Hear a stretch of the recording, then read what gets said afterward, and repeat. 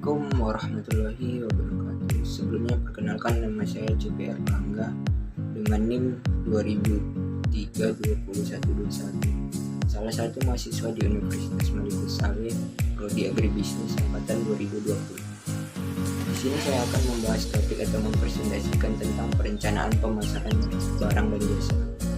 Rencana pemasaran merupakan ide awal dalam suatu bisnis.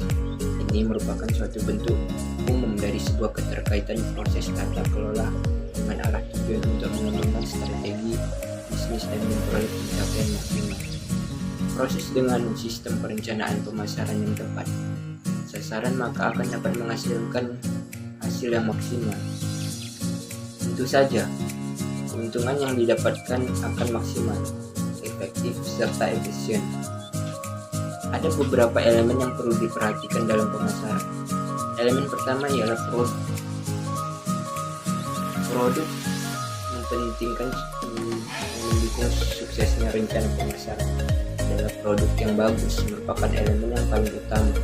Oleh sebab itu, agar bisa menciptakan strategi pemasaran produk yang jitu, maka perlu memastikan bahwa produk yang akan dipasarkan ini memang produk yang terjamin kualitasnya.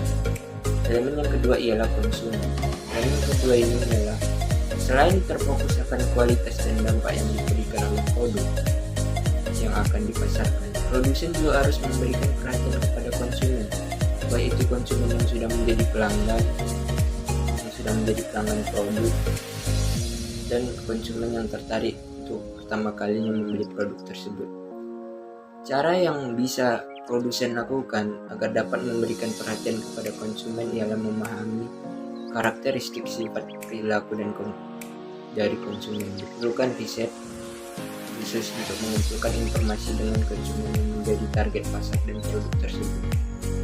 Di antaranya seperti usia, jenis kelamin, status pernikahan, pendidikan, profesi, dan lain-lain. Elemen yang ketiga ialah tim pemasaran. Kerjasama suatu tim yang kompak akan memudahkan promosi suatu produk. Namun, menghubungkan dan menjaga kerjasama yang baik antara sejumlah orang dalam tim agar selalu berada di dalam yang diinginkan bukan sebuah pekerjaan yang mudah. Sebuah tim pemasaran produk sudah seharusnya menjadi jembatan antara penjual dan pemasaran. Untuk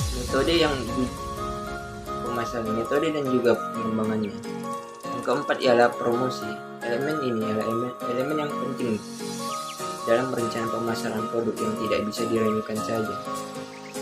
Jika produsen sudah memiliki produk yang berkualitas dan strategi pemasaran yang cukup, produsen masih memiliki pekerjaan lain yang tidak kalah pentingnya.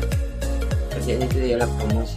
Rencana promosi produksi tentunya mengelaborasi serta menyampaikan pesan produk kepada konsumen pada waktu yang tepat. Maka dari itu diperlukan riset yang pada akhirnya akan bisa mempermudah produsen untuk melakukan identifikasi yang lebih jitu berkaitan dengan target sasaran promosi produksi.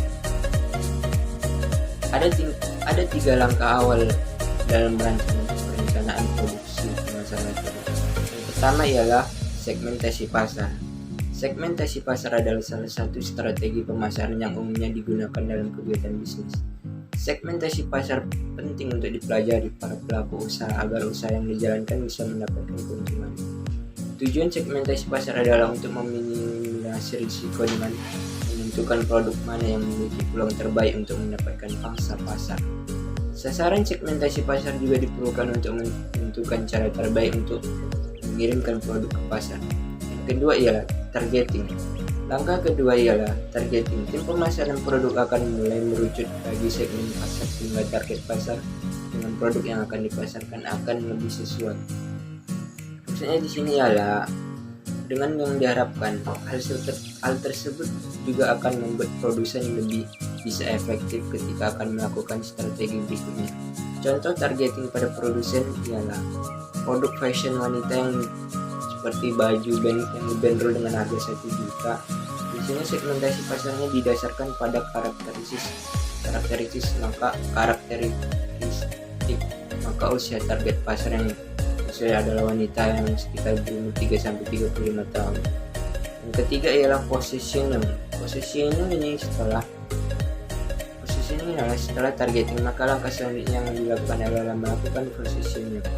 Padahal dasarnya positioning ini merupakan langkah yang merupakan menentukan hal yang membedakan produk Anda dengan pasar dengan produk lainnya, sehingga diharapkan agar lebih mudah diingat oleh calon konsumen.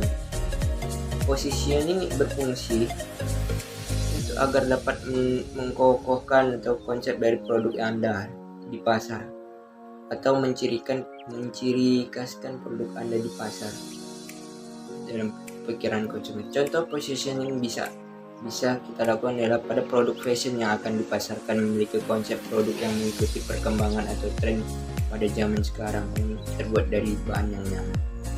Mungkin cukup sekian hasil presentasi saya, kurang dan lebihnya saya mohon maaf. Assalamualaikum warahmatullahi wabarakatuh.